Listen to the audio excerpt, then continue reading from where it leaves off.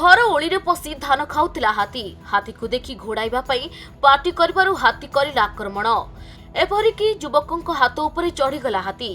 एभली घटना देखिबाकू मिलिछि कप्तिपदा वनांचल गंडीदर ग्राम रे। सूचना अनुसार उक्त ग्रामर नीलकंठ घरे शोइथिबा बेले विलंबित राति बाड़ी पाखरे शब्द शुणिबाकू पाइथिले।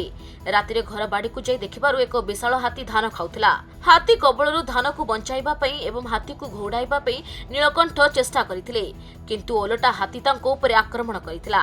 नीलकंठ को हाथी गोड़ाइबारु से तळे पड़ी जाइथिले। हाथीटी नीलकंठ हाथ उपरे चढ़ी जाइथिला। एहापरे गुरुतर अवस्था नीलकंठ को चिकित्सा निमंते उदला डाक्तरखाना रे भर्ती करा जाइछि, किंतु एबे सुधा घटनास्थल रे वन विभाग पहुंची पारि नाही। तेणु एने स्थानीय अंचल उत्तेजना देखा मिली।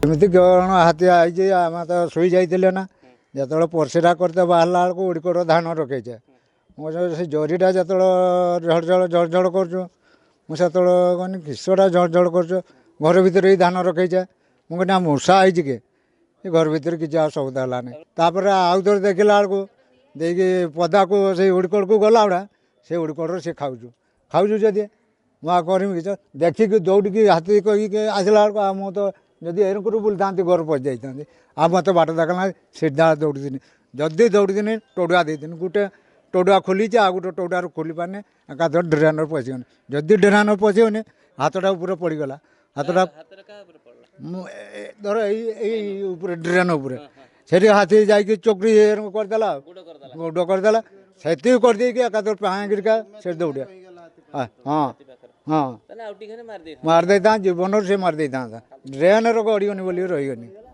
मयूरभंज प्रदीप्त होता रिपोर्ट खबर ओडिशा।